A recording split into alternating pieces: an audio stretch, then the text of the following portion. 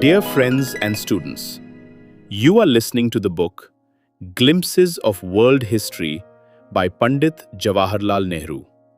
Chapter 25, The World of Ashoka's Time, March 31st, 1932. We have seen that Ashoka sent missions and ambassadors to distant countries and that there was continuous contact and trade between India and these countries. Of course, you must remember, when I talk of these contacts and of trade in those days, that it was nothing like what we have now. It is easy enough now for people and for merchandise to go by train and steamer and aeroplane. But in those days of the distant past, every journey was a perilous and a lengthy one, and only the adventurous and the hardy undertook it. There can, therefore, be no comparison between trade then and now. What were these distant countries referred to by Ashoka? What was the world like during his time? We know nothing of Africa except of Egypt and of the Mediterranean coast.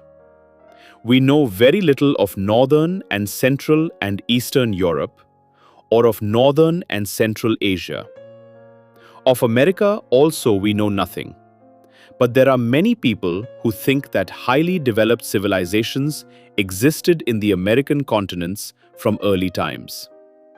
Columbus is said to have discovered America long after, in the 15th century after Christ. We know that a high civilization existed then in Peru, in South America, and in the surrounding countries. It is therefore quite possible that cultured people dwelt in America and formed well-organized societies in the days when India had Ashoka, in the 3rd century before Christ. But we have no facts about them, and it is not of much use to guess. I mention them because we are all so apt to think that civilized people lived only in those parts of the world of which we have heard and read. For a long time, Europeans imagined that ancient history meant only the history of Greece and of Rome and of the Jews. All the rest of the world, apparently, was a wilderness in those days, according to their old way of thinking. Later they discovered how limited was their knowledge, when their own scholars and archaeologists told them of China and India and other countries. So we must be on our guard and must not think that our limited knowledge compasses all that has taken place in this world of ours. For the present, however, we may say that the civilized ancient world of Ashoka's day, that is, the 3rd century before Christ, consisted principally of the Mediterranean countries of Europe and Africa, Western Asia, China, and India. China was probably more or less cut off then from direct contact with the Western countries or even Western Asia, and fantastic notions prevailed in the West about China or Cathay. India seems to have been the connecting link between the West and China. We have already seen that after the death of Alexander, his empire was divided up by his generals. There were 3 principal divisions. 1. Western Asia, Persia and Mesopotamia under Seleucus. 2. Egypt under Ptolemy. And 3. Macedonia under Antigonus. The first 2 lasted for a long time. You will remember that Seleucus was the neighbor of India and was greedy enough to want to add a bit of India to his empire. But he met more than his match in Chandragupta, who drove him back and made him give up a part of what is now Afghanistan. Macedonia was less fortunate. It was harried by Gauls and others from the north, and only one part of this kingdom managed to hold out against these Gauls and to remain independent.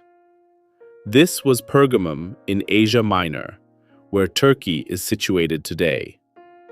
It was a little Greek state, but for more than 100 years, it became a home of Greek culture and art, and beautiful buildings grew up, and the library and museum. In a small way, it was a rival to Alexandria across the sea. Alexandria was the capital of the Ptolemies in Egypt. It became a great city, famous in the ancient world. The glory of Athens had diminished greatly, and gradually Alexandria took its place as the cultural center of the Greeks. Its great library and museum attracted large numbers of students from far countries who discussed philosophy and mathematics and religion and other problems that filled the minds of the ancient world. Euclid, of whom you and every boy and girl who has been to school has heard, was a resident of Alexandria and a contemporary of Ashoka's.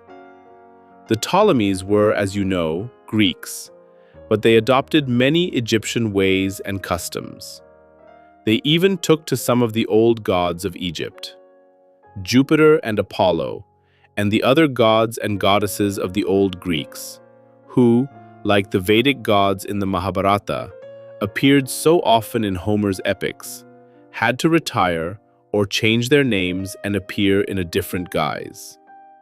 Between the gods and goddesses of old Egypt, Isis and Osiris and Horus, and those of old Greece, there was a mingling and an amalgamation, and new gods were put before the multitude for its worship. What did it matter to whom they bowed down and paid worship, and by what name it was known, so long as they had something to which to do puja? Of the new gods, the most famous was called Serapis. Alexandria also was a great trading center, and merchants from other parts of the civilized world came to it. We are told that there was a colony of Indian merchants in Alexandria. We also know that Alexandrian merchants had a settlement in South India on the Malabar coast. Not far from Egypt, across the Mediterranean, was Rome, already grown great and destined to grow far greater and more powerful. And facing it, on the African coast, was Carthage, its rival and enemy. We shall have to consider their story at some length before we can have any idea of the ancient world. In the East, China was growing as great as Rome in the West, and we shall have to consider this also before we can form a proper picture of the world in Ashoka's time. Dear friends and students, you were listening to the book Glimpses of World History by Pandit Jawaharlal Nehru. Thank you for listening. Please subscribe the channel.